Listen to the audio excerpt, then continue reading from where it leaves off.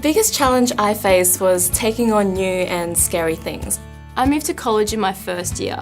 I missed everyone back home a lot, but the people I lived with at college became my second family. Only having had my licence for a few weeks, the frantic sort of cityscape that I encountered was really quite overwhelming. Getting used to not having teachers constantly reminding me about assignments and exams. Learning the best routes to take and the buses to catch and when to leave home so that I make class on time were all really a process. This is something that is very different from high school, because in high school you have a teacher who is always there to make sure that you complete your assessments and that you're up to date with everything.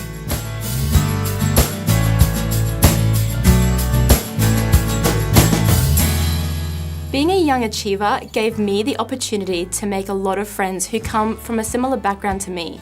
I learned about accommodation options, how to handle QTAC, what might be expected from me as a university student, and what I should expect as well. I had good background knowledge on what uni was really like. This made everything a bit easier, especially the enrolment stage in the first few weeks of classes. Having experienced sessions within the program that were similar to actual class formats, so that's your lectures and your tutorials, I was able to quickly adjust to the new routine. That information allowed me to organise and prepare thoroughly, which is a real advantage. It gave me a huge support network, which really helped when I was feeling a little lost and confused. Having the mentors on hand was great support, and it was really great seeing some familiar faces around campus.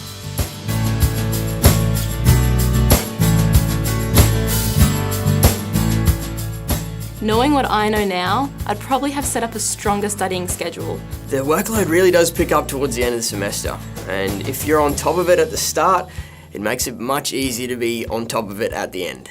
I definitely would have asked for help when I needed it. I definitely go on a few trips to the campus before the beginning of the semester to get to know the ways in and out, as well as the campus itself. This would have just made the first 6 months a little easier with a lot less travel time and a lot less stress.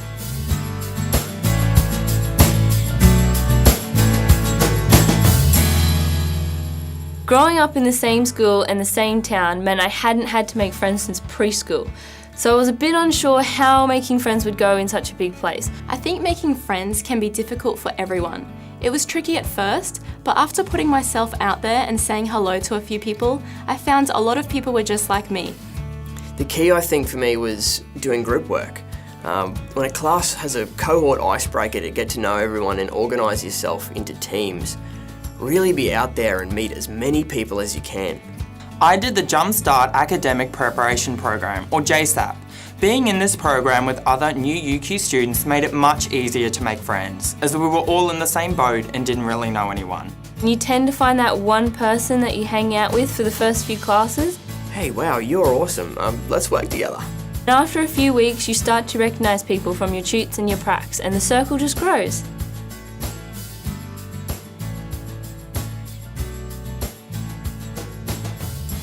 The workload was definitely a step up for me.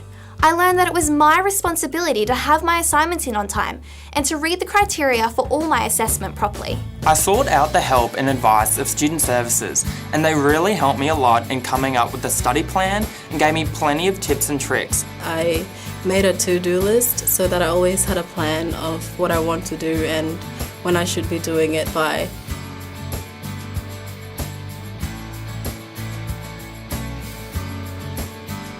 It's really helpful to summarise your lectures each week. Learn to balance study, work and fun. I'd also definitely recommend going to all lectures and tutorials. If you are feeling stressed, there are so many people willing to help you. Lecturers can seem intimidating at first, but they want you to succeed. They want to help you, but you have to do the asking. Keeping the bigger picture in mind and keeping track of those long-term goals you want to achieve is so important and helps you get through those difficult times. I've come to find that things don't get done by sitting back and waiting. There's a time and a place, so it's best to make sure it's your time and your place.